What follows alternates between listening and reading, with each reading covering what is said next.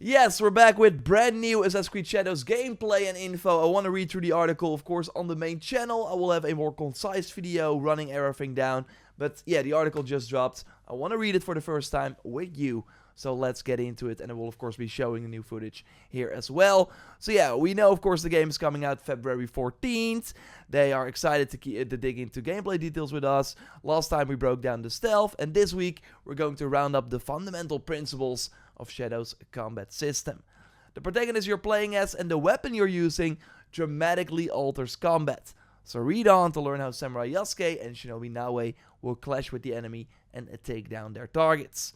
So we'll be joining by Charles, the game director, for additional insights. And good to know that all the footage, of course, is still a work in progress because, yeah, they still got a few months to polish things up. Offensive basics. We will start with a quick roundup of the basic principles of Shadow's fight system. Remember that choosing to fight as Naoe or Yasuke, as well as your choice of weapon, can alter these building blocks. We got the light attacks. Light attacks in Shadows are quick, fluid, and reliable, inflicting small increments of damage. However, some enemy archetypes can power through them and land attacks of their own, so be careful. So that's when during a light attack combo, you can be interrupted. Heavy attacks though, they pack a bit more strength. Heavy attacks inflict a higher damage on most enemies, useful to stagger them and create some space around you. New are the posture attacks. Holding the input on any attack, that is pressing and holding the light or heavy attack button, will charge that attack to significantly increase the damage output, and this is called a posture attack. So basically the charged heavy attack we had in Odyssey and Origins are now also back in this game, but you can charge a light attack and a heavy attack, and when you do, it's called a posture attack. They can be held indefinitely, allowing you to adjust your distance or change targets, and all the posture attacks are great at breaking through an enemy's blocking stance, breaking their guard instantly. Light attacks can be postured a bit faster than heavy attacks, says Charles, but heavy posture attacks pack one hell of a punch, if you get the timing right. Take note though, enemies will watch out for posture attacks and attempt to prevent you from charging them, so make sure to keep your eyes out. Mixing light and heavy posture attacks is the best way to build up different types of complex combos. Together!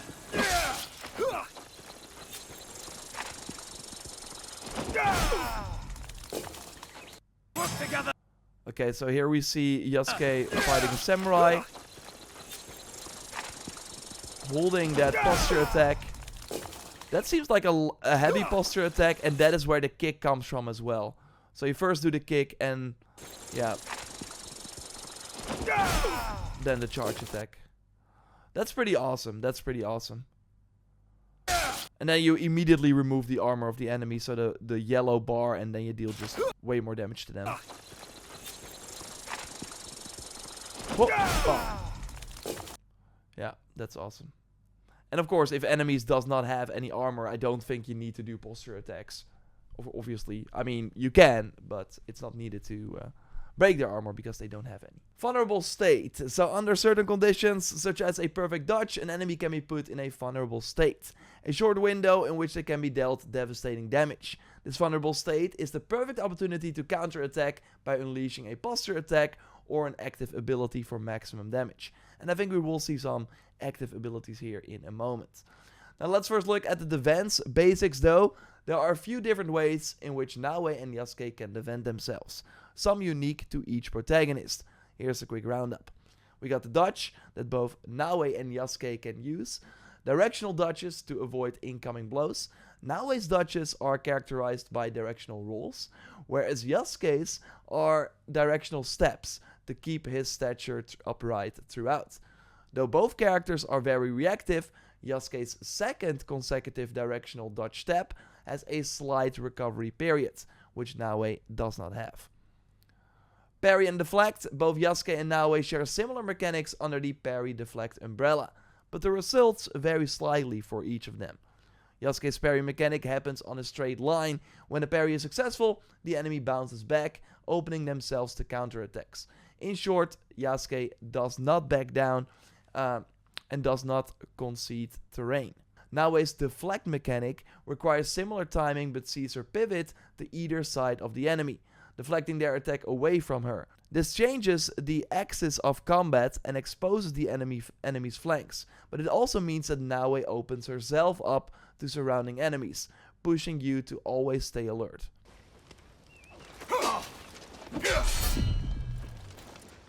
So yeah, this is a more traditional parry that Yasuke has.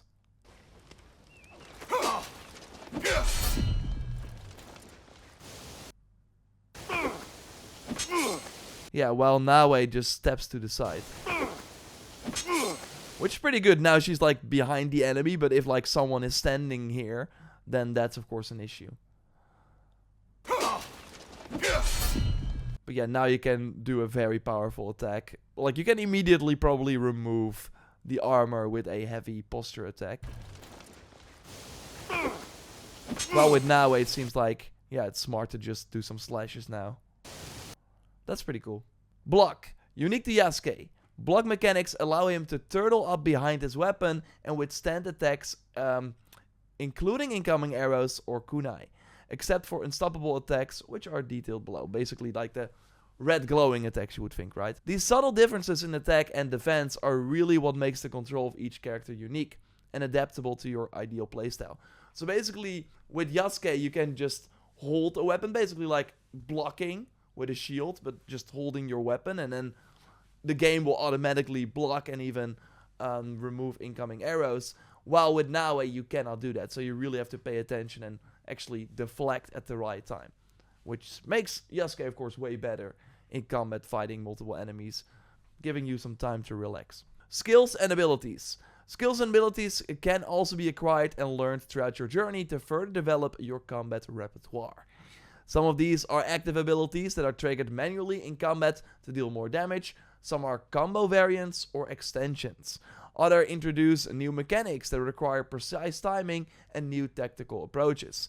These will be crucial to surprise your enemies and, as they are tied to your progress, will give you an ongoing sense of growth within your combat mastery. We will have more to say about progression later, but right now we can say that gaining levels or defeating specific foes will reward you with mastery points. Okay, there we go. So again, no skill points it seems, but mastery points. And it's awesome that defeating specific foes will reward you with mastery points as well. That's awesome. Which you can spend in different mastery trees to unlock weapon-based skills and abilities, amongst other things. Okay, weapon-based skills and abilities. So yeah, those will be the specific assassinations that are linked to certain weapons, etc. This progression loop will allow you to put your skills to the test by facing strong opponents and be rewarded with new moves to learn. I love that. That's way cooler than going to an altar or whatever and then getting skill points. Now you actually want more, like you will just level up, get XP, but want even more skill points, which are called mastery points. Go fight these enemies and beat them. I think that's pretty cool.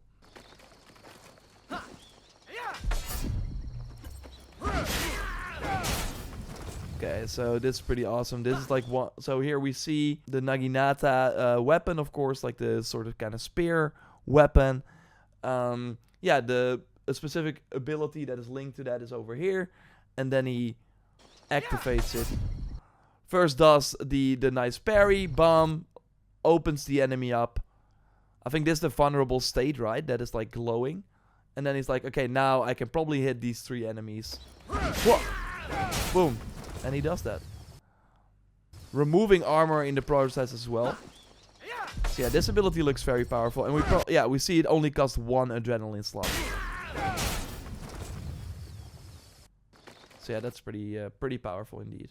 Active abilities are by far the most powerful skills to acquire, says Charles. They look cool, they hit hard, and they all offer additional opportunities like gap closing and armor breaking, and even health regeneration. That seems pretty OP.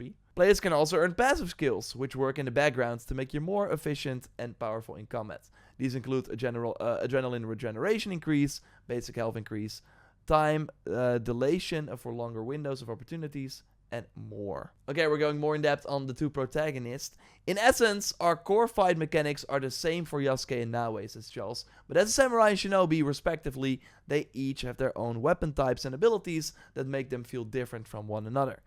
Despite Naoe's formidable stealth prowess, as detailed in our previous post, she's no pushover when it comes to combat. Again, my prediction is that Naoe will just be the most OP character, because you can easily take care of enemies in combat while also being very good at stealth. And we know that Yasuke, while being really good in combat, doesn't really have a lot of stealth options. Quick and agile, so you can make short work of a single enemy with her barrage of attacks, but as the number of enemies increase, she will be at a significant disadvantage due to her lack of armor and limited combat resources. Again, challenge accepted. I'm sure we can find a way to make her powerful against a group of enemies as well. At the opposite end of the spectrum, Yasuke stands as a stalwart warrior ready for prolonged knockdown, drag-out combat scenarios. For instance, the last attack in each of his combos, so the combo enders, will break an enemy guard without relying on the posture attacks. That's pretty OP. So you don't have to charge attacks, just do your combo. Enemies will be in the vulnerable state, so you can, take them out. While both characters can carry 2 weapons and switch between them in combat, Yasuke is also the only protagonist with the ability to switch weapons mid-combo via the link attack ability, which allows him to rapidly string together attacks and weapons abilities. That is insane. That is insane. That like opens up so much new stuff. Wow, okay, that's awesome. So then, instead of just having the weapon and like learning that very well, it's now also really important that you use the combination of the 2 weapons. Like normally in Odyssey, for example, you had your 2 weapons, but they were like separate. You would switch between them when you felt like it, when you basically just wanted to switch for like variety's sake. But here, the 2 weapons you equip, if like one weapon like the katana works really well with the kanabo, because for example the katana is really fast, you break a guard with that, and then you switch to the kanabo and then gling. I'm just like making things up in my mind, of course, but that's pretty cool. Like that can open up a lot of different things, which is awesome. Yasuke has a few unique samurai tricks up his sleeve, says Charles. One of them is the sheeted posture attack, where he will charge an opening attack while his katana is still in its sheath. On top of looking quite iconic, most enemies won't see that one coming if timed correctly.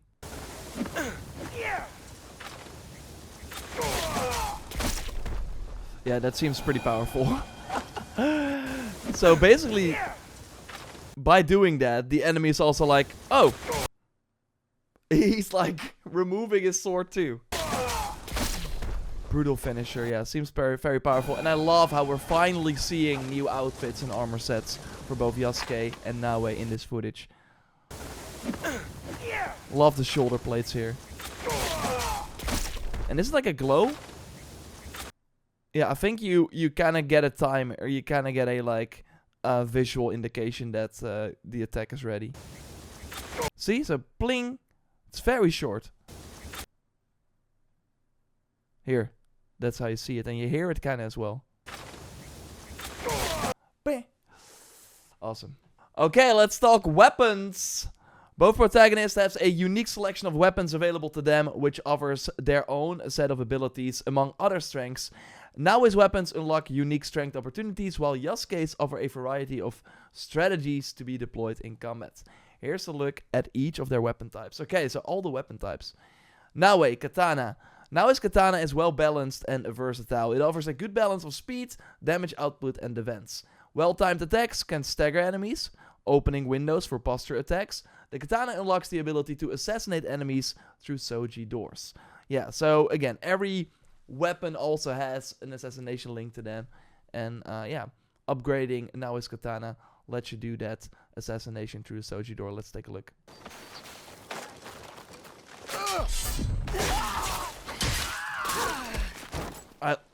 So much to look at. Like, for one, I don't think it ever gets old to like see Naoe slip on ice. And of course Yasuke will probably slip as well, but it's such a cool touch every time you like enter the ice. And then, of course, how she holds the weapon. Again, a really cool armor set. Bang. So that's like a deflect. Vulnerable state. They glow the enemy. And then bomb, posture attack. Breaking the armor. And then just finishing the enemy off. With a kick.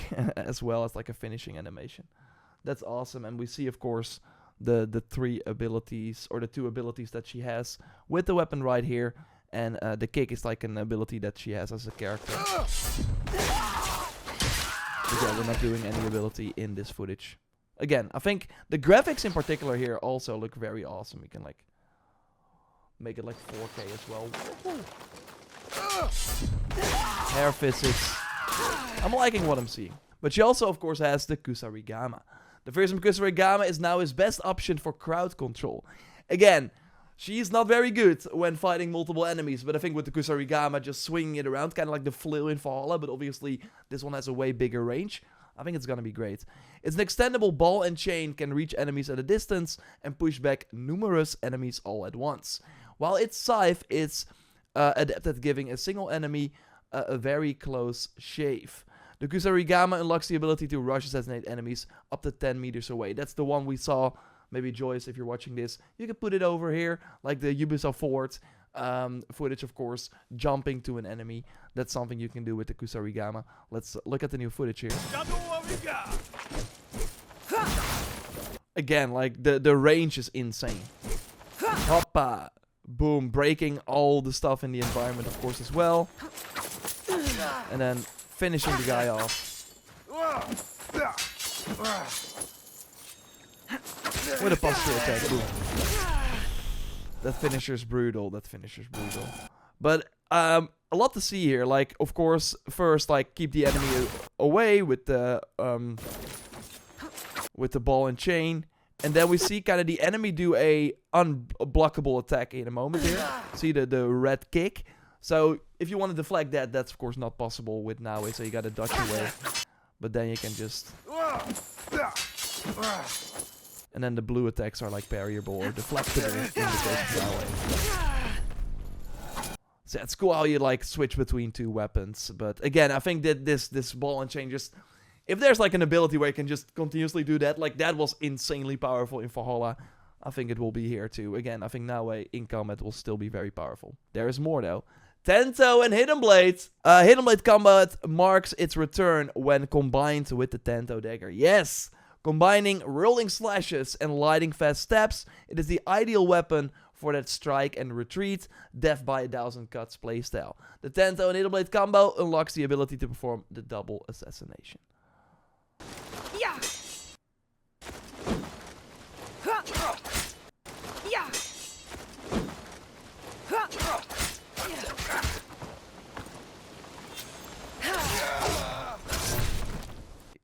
The finisher with the Hidden Blade. That is awesome. Never underestimate an Egon. No, never underestimate it. Yeah. Ha.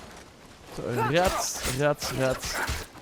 It's very fast. Like, this is amazing against a single target, but of course when, like, fighting multiple enemies, it's gonna be hard. Never. But yeah. I love the sort of acrobatic moves she does as well. Hoppa! And then the posture attack. Boom. Never. I think this will be like the favorite combo of many people, I think. But yeah, it looks great.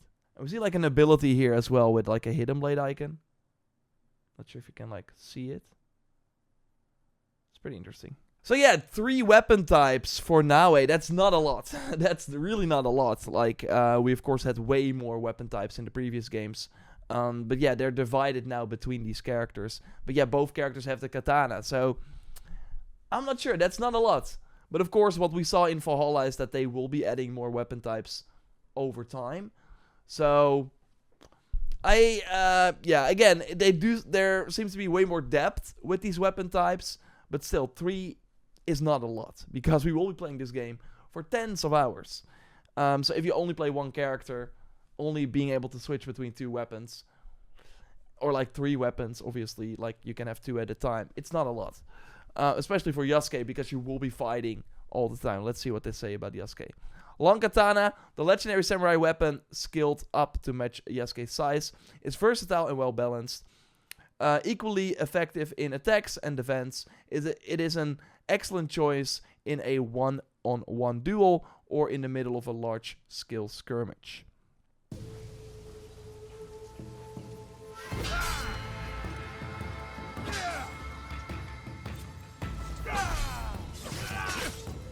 Yeah, so this is really your typical samurai playstyle. Oh, he doesn't know. Yeah, he's finishing the enemy off. That is actually an ability. So the ability we see here, he's doing it now. Oh. That's so brutal. And the enemy is like... The enemy survives that ability, which is crazy.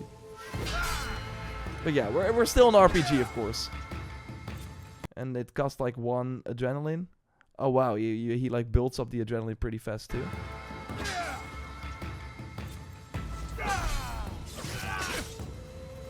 Oh wow, you lose adrenaline actually. I'm looking at the adrenaline right here now, and you...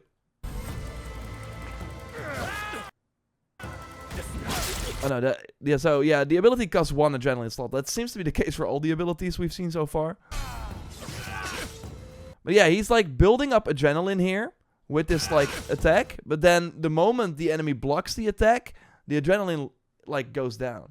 So it seems like we cannot just spam attacks. That's not smart, because then you lose adrenaline, which is pretty interesting. Okay, Yasuke also has the Naginata. Standing at over 2 meters in length and sporting a sharp-bladed tip, the Naginata is Yasuke's weapon of choice for crowd control. It's very effective at keeping enemies at bay, as well as dealing damage to multiple enemies surrounding you. We, of course, already saw footage of that. And then the Kanabo, we already also saw footage of that many times before. Perhaps Yasuke's deadliest weapon, and definitely his heaviest, the Kanabo can break through enemies' defense and pulverize armor with the slightest hit. So you don't even need to do the posture attacks. It will just like break way more often than with other weapons. While, again, we also learned that at the end of a combo with Yasuke, you also break enemy armor. But its deadliest, deadliness comes at the price of speed and mobility. For the Kanabo players, timing will be everything. And I'm just happy overall that the heavy maces are back, while of course being absent from Valhalla. But yeah, he has more. The Yumi Bow. The greatest Japanese Yumi Bow allows Yasuke to attack unsuspecting enemies from a significant distance and strike them down with precision. Its variety of arrows offers an array of interesting strategies, and mastering accuracy will increase its effectiveness. We of course already saw this footage before, but yeah, this just shows you. If you want to do stealth with Yasuke, yeah, the bow is the way to go. Teppo Rifle. The Teppo, a flint rifle, combines destructive power with high lethality. Its raw power offers more range than the bow and a great armor penetration, albeit with a slow fire rate and even slower reload time. The Teppo is good. It's a good opener when you don't mind being noticed. Mastering a weapon takes time and dedication. In Shadows, players gain experience through combat, earning mastery points that can be spent on their favorite weapon type to unlock new abilities. What this tells me is that even if you use one weapon all the time, you can still level up your character, get mastery points that you can then spend in other weapons that you don't use. I think it would have been cooler if you, by using the particular weapon, get mastery points towards that weapon, so you're kind of forced to switch around. Although, on the other hand, it does mean that at one point, if you will be, very far into the game, and you've only, spent mastery points in one weapon, that you can still keep using that weapon, build up the other weapons, and then switch to those weapons you've been building up, and then they are more powerful, because otherwise it will probably mean that you will be switching to a weapon that you've not invested mastery points in, and then fighting high level enemies might be a bit more difficult. But it is interesting. Again, I do think they are not noting it here. I'm still really curious, but it does seem like, in my opinion, that while in Valhalla and the other RPG games, your ranged weapon was separate from your other weapon slots, in Shadows that's not the case. So if you want to use a long katana and a bow, then you cannot use the Naginata and the Kanabo. That's at least, again, what I'm reading. They're not saying it here, but they're putting it all in one category. They're not melee weapons, ranged weapons. Because again, Naoe also doesn't have any ranged weapons.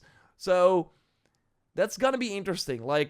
Can you have a build where you just rock a Yumi bow and a Teppo rifle? And what does it mean?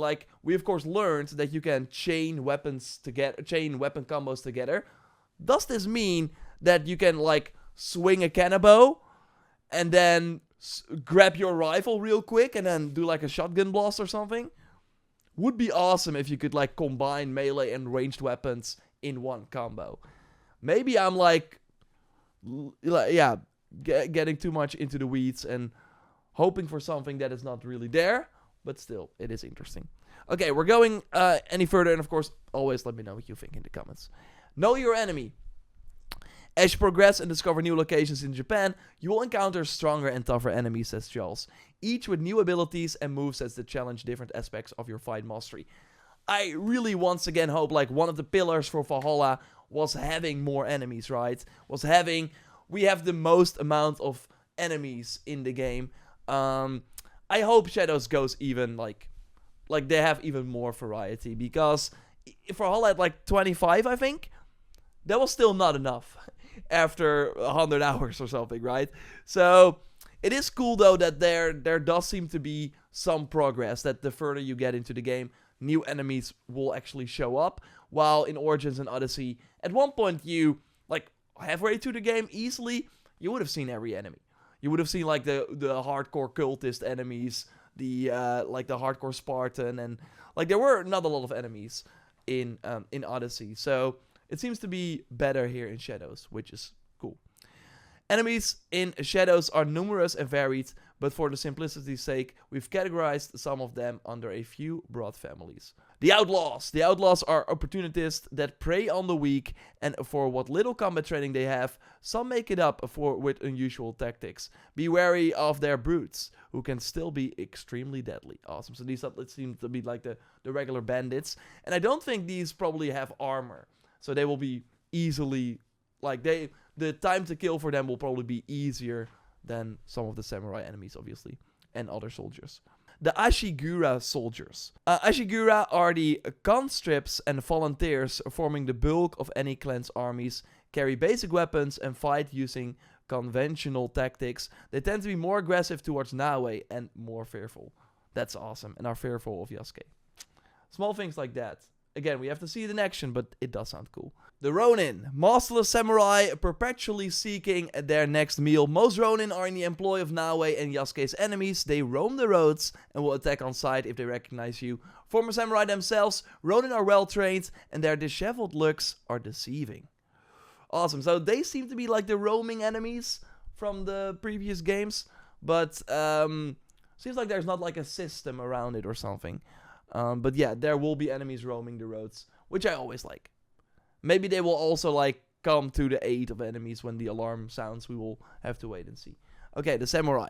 Superb warriors, well trained and fierce in combat. Samurai can carry a wide variety of weapons, from the trusty katana to the mighty kanabo.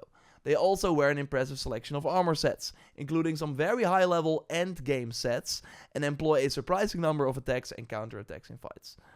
Including some very high level endgame sets. Would be awesome, and I hope that that's the case. That we fight the samurai like for the first time with an amazing armor set, and that there will be a way for Yasuke to then get that armor set as well. But what let's read this as well, and then I will share some more thoughts. If you can catch them unaware, samurai can be easily pickings for a shinobi, so for Naoe.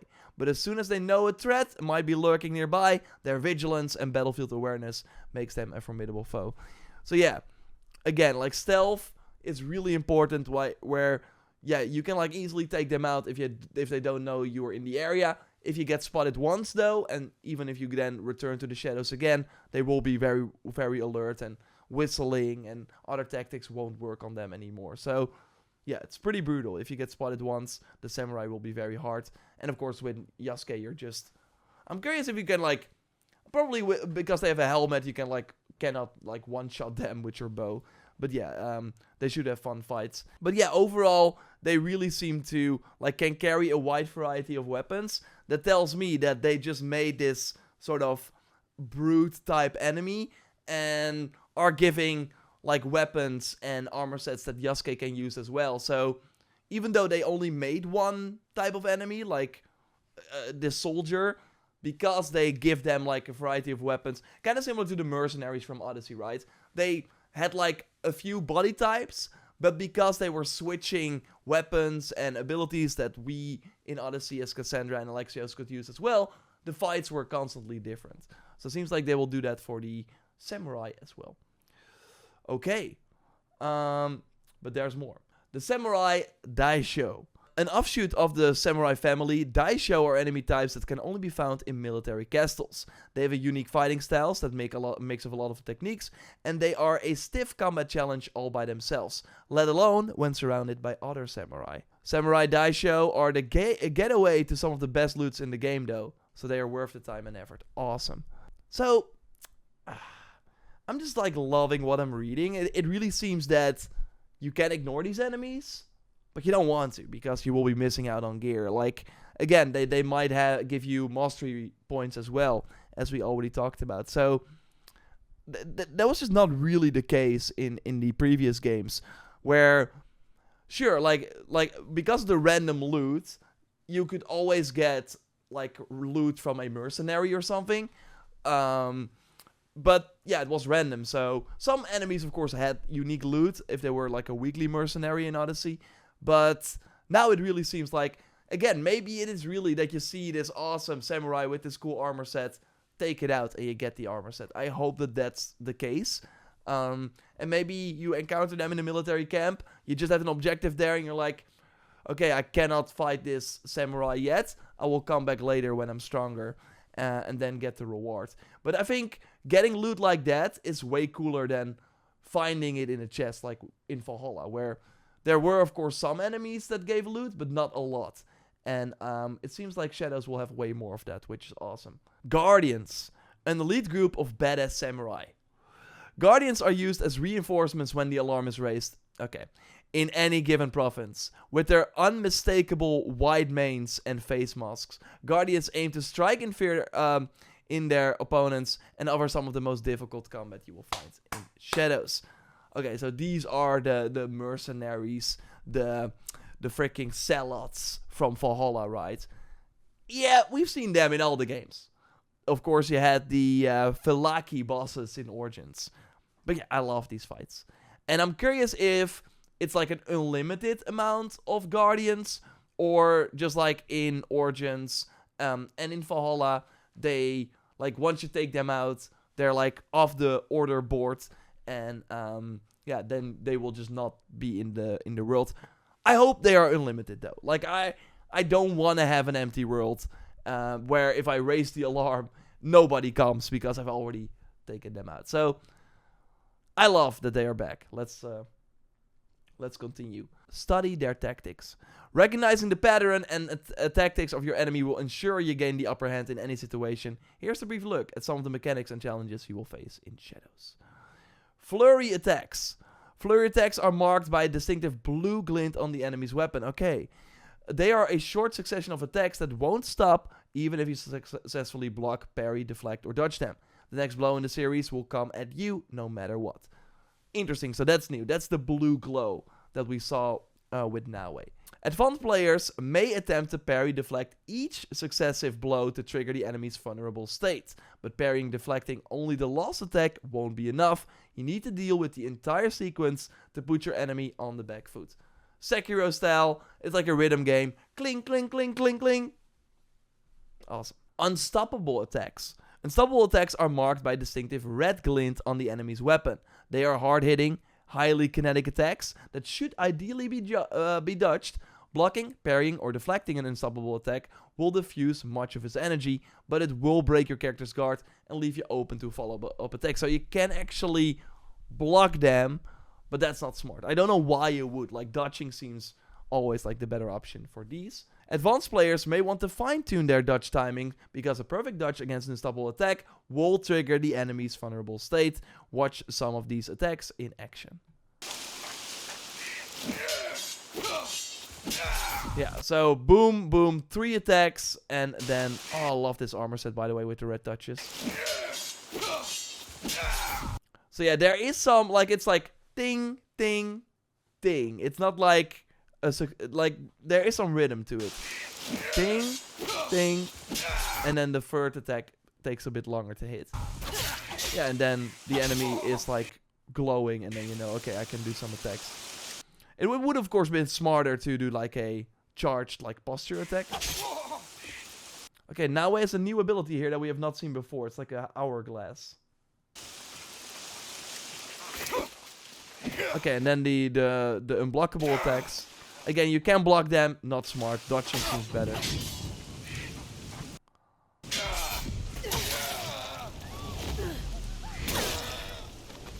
Oh, that's such a cool face mask. Oh. Okay, I want this armor set already. This looks great. But yeah, it really feels like it's way more about reading your enemy than in the previous games. And I think that's exciting. That's really exciting. You cannot... I mean, there are ways to kind of brute force your way through the enemy's defense. But it seems overall that, yeah, you really want to read your enemy way more. Which, of course, makes sense for the setting, too. But, of course, in the previous games, it was like, I'm just going to spam all my abilities and I will break their defense easily. Yeah, awesome. So you have like 3 hits you can do. Defensive actions. While under attack, enemies have a variety of reactions available to them to attempt a momentum shift. They are called defensive actions, and they can vary from a simple step back to avoid a single blow, all the way to lightning fast, unstoppable counterattacks that will challenge your nerves. Generally, the more enemies are involved in a fight, the less defensive actions each of them will perform, confident that their numbers will be enough to overwhelm you. Small things like this sound really good, where, like, I don't think this was the case in other games. I'm not sure, like, I've not really noticed that the enemies will be more aggressive if they have like bigger numbers, but yeah, now they will be. So that also means that if you, like, it's smart to just take care of like some smaller enemies first, because then the other enemies will also be less confident and maybe easier to take out. But in a one-on-one duel against the highly skilled warriors, defensive actions will be numerous and nearly constant, pushing you to diversify your attacks and utilize every move you learned along the way. Or it might actually be the other way around. If you like leave the easy to kill enemies like alive, then even the stronger enemies will use less defensive attacks because they're like, we are winning anyways, so let's just go. But yeah, that makes them an easier target. Generally, the more enemies... Okay, I think we had that. So that's all we had this week. There will be many opportunities to test your skills in combat in Assassin's Creed Shadows, from surprising encounters in the world, fight tournaments, or dueling against legendary opponents. The arena is back! Fight tournaments! That's all I wanted to hear. I'm sold. I mean, I was already sold, of course. Like, these blog posts are insane. There's so much info. We never had this before pre-launch, where they went this in depth. Usually we have to kind of figure that out while playing the game ourselves. But these are awesome.